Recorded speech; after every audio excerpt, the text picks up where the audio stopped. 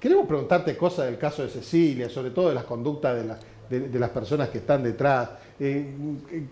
Consultarte sobre el clima, porque hoy leía, por ejemplo, y vamos a empezar por acá para empezar Pero liviano, sabemos ¿no? por dónde comenzar. Claro, Con vamos a tanta empezar por acá pregunta para que comenzar tenemos hoy, sí, liviano. ¿no? Hoy leía que el frío produce depresión en las personas, Sí, que el invierno produce depresión. el invierno, más que el frío, la intensidad de la luz solar va modificando mucho nuestro ánimo.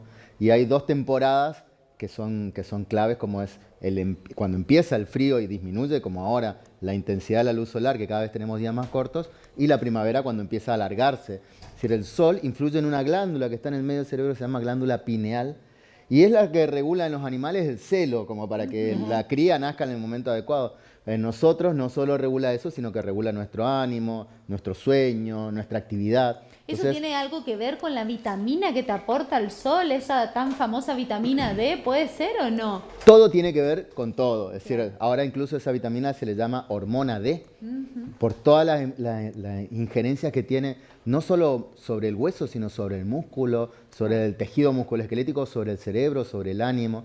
Está también relacionado con eso, pero sobre todo se relaciona con la liberación de melatonina a nivel del cerebro, que es una hormona que regula mucho los ciclos de cada uno de nosotros, y eso influye, sí, eso afecta sin duda el ánimo. Sí, sí, sí. Y hablando un poquito también de la salud mental, y porque fue noticia en estos últimos tiempos, porque tuvimos varios casos nuevamente de intentos de suicidio en nuestro tan famoso Puente General Belgrano, ¿sí?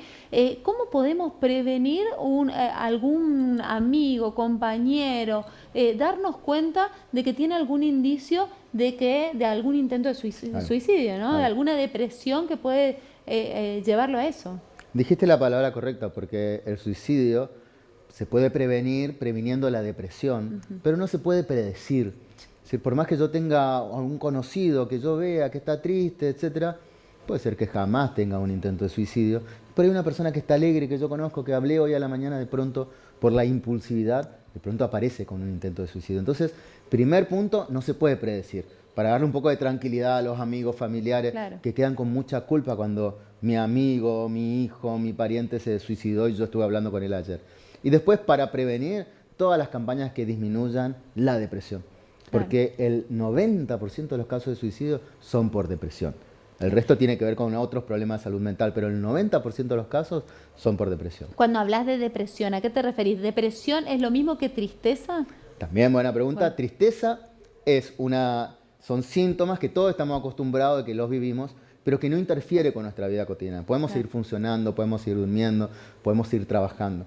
Pero cuando esta tristeza altera tanto que ya no puedo moverme, que ya no puedo pensar, no me puedo concentrar, mi cabeza está todo el día ahí elucubrando cosas y ya no funciono a nivel social, familiar, en mi estudio, se convierte en una depresión. Entonces es una cuestión más de intensidad de los síntomas que de otra cosa, ¿no? Por eso es fácil entender de qué se trata una depresión, pero muy probablemente si yo no la pasé no termino de entender del todo hasta dónde puede llegar esto. Claro. ¿Depresión y pánico están relacionados? Están tan relacionados que el 80% de las veces que yo tengo pánico, también tengo depresión.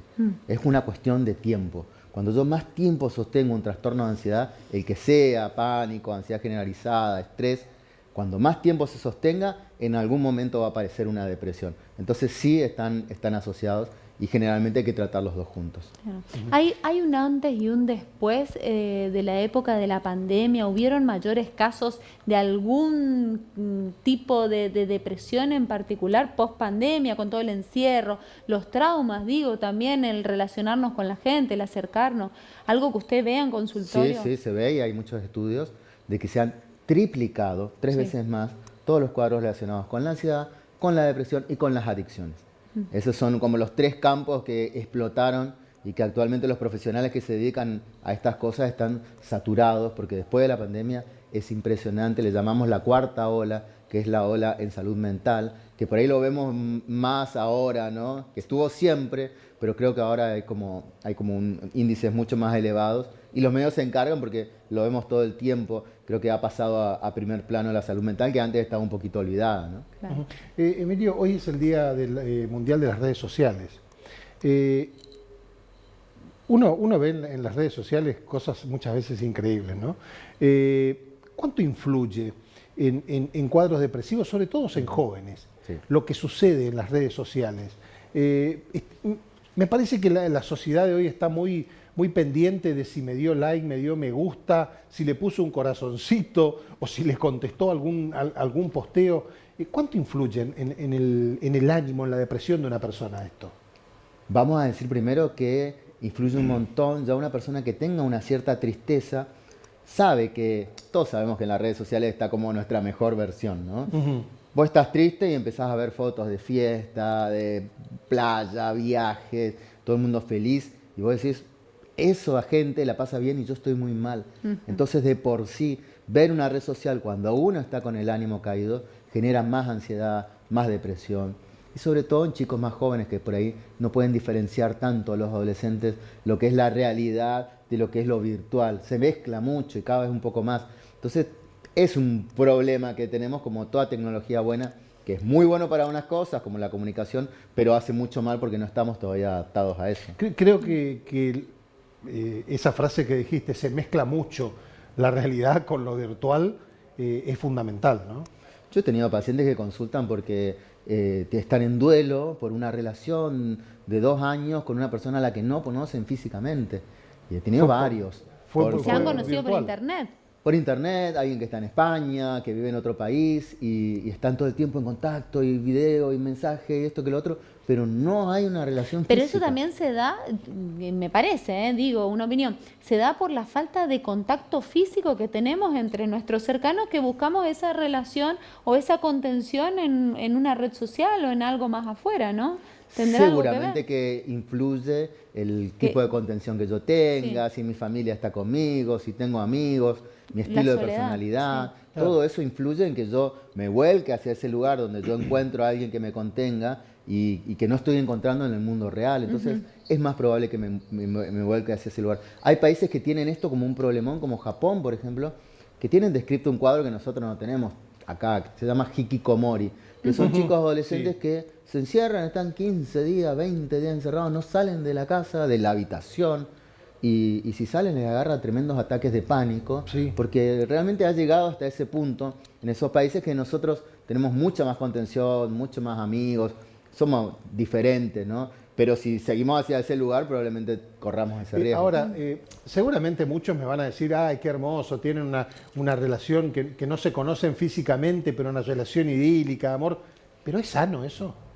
Es muy difícil hablar de sano o no sano, ¿no? Es como si vos tenés una persona que está aislada, supongamos una persona mayor, que el gran problema de la gente mayor es la soledad, y no tiene otra cosa, bueno.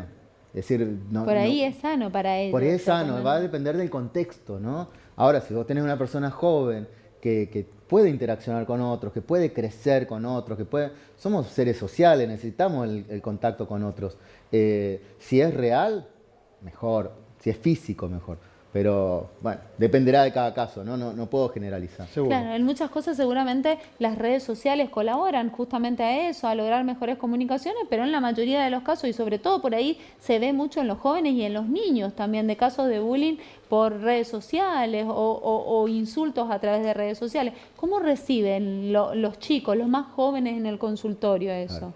Primero voy a decir que las redes sociales son tan importantes que hoy prácticamente no hay una relación entre los jóvenes que no se inicie por una red social. Claro. Es decir, empieza ahí y después seguirá en lo real y esa es la diferencia, ¿no?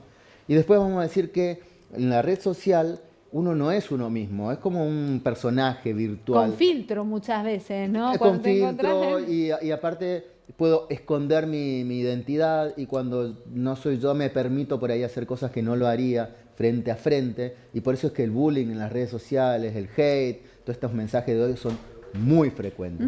De hecho, hace poco vieron el caso de Tini que recibió tanto odio durante tanto tiempo que bueno, llega un momento en que no lo puede soportar y aparece la ansiedad, la angustia, ¿no? Creo que tiene que ver con eso de que no hay filtro en las redes sociales porque yo le puedo decir de toda esa persona, total no la tengo enfrente, no la voy a conocer, no me importa. Y de Claro. pronto no se entiende que eso es frecuente y va a seguir pasando. Es como que la seguro. gente va perdiendo la empatía, podemos decir también, y que seguramente lleva a otros trastornos. Se ven muchos trastornos físicos también, que por verse de una forma después dejan de comer muchos jóvenes. O sea, trastornos físicos, trastornos psicológicos, como decís también vos, ¿no? Hay un término en el que yo no coincido tanto, que Sí. es el término de nativos digitales, ¿no? Sí. Porque la gente supone que los chicos saben. No es cierto, es decir, nosotros somos nativos automotrices y si nadie te enseña a usar un auto, no lo sabes manejar. Creo que eso pasa con los chicos, no saben manejar las redes y muchas veces no saben diferenciar lo que es real, lo que es ficticio. Capaz que hay un nene de 7 años que te está escribiendo, che, qué horrible que soy, vos no podés diferenciar quién está del otro lado. Claro. Y tiene que haber una enseñanza de eso. Creo que tenemos que enseñarle a los chicos, a los adolescentes a manejar las redes desde otro lugar y no dejarlos ahí frente a la computadora solos sin controlar. Claro. Emilio, te invito a que veas con nosotros una placa que tenemos preparada, que ya la pasamos y que tiene que ver con el caso de Cecilia Citrosky y estas búsquedas de César Sena. Wow. En Google. Búsquedas que, por ejemplo, dicen, ¿qué pasa con las almas que son asesinadas? ¿Cómo quebrar una muñeca? ¿Qué siente un asesino cuando le leen su sentencia condenatoria? Estos son algunos. Si un asesino siente remordimiento, era otra de las búsquedas. Estas son algunas de las que detectó la justicia en Google que hizo César Sena. Por ejemplo, ese de cómo quebrar una muñeca o cómo dislocar un hombro fue antes de la muerte. Claro. Las restantes fueron después. Claro. ¿Qué análisis? ¿Qué pasa por la cabeza de una persona que hace este tipo de cosas? Qué locura, ¿no? Una locura. A mí yo no puedo comprender. Te juro que hasta ahora no lo puedo comprender. Primero que desmitifica algo que se dice mucho en psicología, y es que el psicópata suele ser más inteligente o tener una inteligencia superior, etcétera. Vemos que no es cierto, digamos. Hay una torpeza tremenda de estar buscando En en, la Google, búsqueda. que todos sabemos que queda, o no todos, lo que hoy decíamos, Queda en ¿no? el Nativo historial. digital. Sí, Claro. sí, queda en el historial. Te queda en la búsqueda, enseguida todo el mundo sabe las cosas que vos estuviste haciendo. Es muy torpe, me parece de poca inteligencia, ¿no? Entonces, más allá de que tenga este estilo de personalidad, probablemente sea un psicópata para llegar a hacer estas cosas y poder pasarlas a la práctica. Porque una cosa es en la cabeza, ¿no? Puedo tener ganas de matar a alguien. Pero de ahí a pasar a la práctica hay una distancia. Solo el psicópata rompe Claro. digamos, ese límite. Entonces, acá lo primero que yo veo es que no es una persona inteligente, no es una persona que planifique bien, se ve que es una persona que no tiene un buen coeficiente intelectual, cociente en realidad se dice, ¿no? Entonces, y después, para poder hacer eso, tiene que haber una psicopatía, tiene que haber un trastorno de personalidad, que será el 80% de su personalidad psicopática o el 20% ya lo veremos, pero seguramente que hay algún tipo de alteración en esto de la empatía, ¿no? De Claro. sentir compasión hacia el otro. Me parece que viene por esos dos lugares. Puede Ahora- también haber, no sé, incentivo por parte de otra persona que lo esté obligando a hacer algo que él quiera o no quiera, y por eso él busca para ver cómo hacerlo. Está bien, ¿no? Se investigó mucho sobre eso. Claro. De hecho, nosotros en nuestro país hemos tenido mucha época de la obediencia de vida. Supuestamente si venía un capitán y vos eras un soldado y torturabas a alguien, no era tu culpa porque alguien te lo mandó, ¿no? Hoy sabemos que si te mandan a hacer cosas, finalmente es tu decisión pasar o no a la acción, Obviamente, ¿no? sí, sí. Puede haber una influencia y eso se estará investigando, pero sin duda que tiene responsabilidad. Pero que pueda haber una influencia, puede haberla, puede haber alguien ahí que le esté comiendo la cabeza para que termine Hace esto o haciéndolo. te pasa lo otro, En digamos. la mente de un femicida o en la mente de los femicidas, ¿hay algún denominador común? ¿Hay una línea en común entre ellos? ¿O cada uno tiene su motivación, su impronta, digamos? Cada uno tiene su motivación porque vamos a ver distintos estilos de personalidad, de manejo. Vamos a ver que son diferentes, digamos. Si tenemos que poner algo que es lo que pasa casi siempre, es la cosificación. El tener a su pareja como si fuera un objeto, es mi auto, es mi bicicleta, y yo puedo hacer lo que quiera con eso. No se lo quiero prestar a nadie, no quiero que salga, no quiero que conozca a nadie, quiero que sea mía, quiero que esté ahí para mí. Una sensación de pertenencia. Me pertenece, como un objeto, a eso le llamamos cosificación. Y como es un objeto, yo puedo hacer cualquier cosa, tengo derecho. Entonces me parece que mucho de eso pasa por esto del femicidio, por esto de que es tan frecuente en nuestra cultura, ¿no? Del hombre, el patriarcal, la mujer que está en ese otro lugar. Muchos de estos crímenes suceden por ese lado, por la cosificación. Si bien todavía no se saben los motivos, seguramente sean económicos, será motivo de debate en el juicio oral en su momento.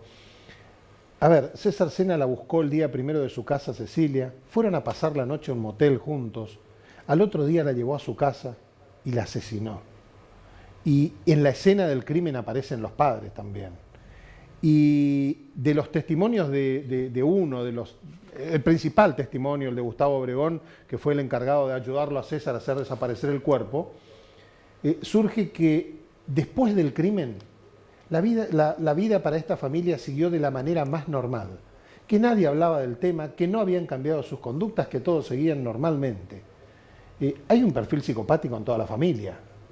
Hay un perfil psicopático. Me parece que es adecuado esto del clan, ¿no? Claro. Que ya lo hemos visto, ¿no? Con el clan este que secuestraba gente, ahora no me acuerdo el nombre, en Buenos Aires, que era de clase social alta, secuestraba... Los Pucio. Los Pucio, ¿viste? Y así, yo creo que hay una cuestión ahí psicopática heredada. La psicopatía se hereda en un 50-70%, y si los dos padres son psicópatas aumenta aún más todavía. Entonces hay una cuestión ahí de personalidad heredada, de cultura, porque uno puede tener una tendencia, pero si te moldean, te ponen límites, vos vas adaptándote a los límites. Acá hay algo de la cultura, de que no hay límites, hay impunidad, parece que podemos hacer cualquier cosa. Probablemente se vayan descubriendo más crímenes con el transcurso del tiempo, porque hay ahí algo de la impunidad, más este estilo de personalidad, más esta familia que tiene esta estructura mafiosa. Me parece que es una conjugación que termina justo dándose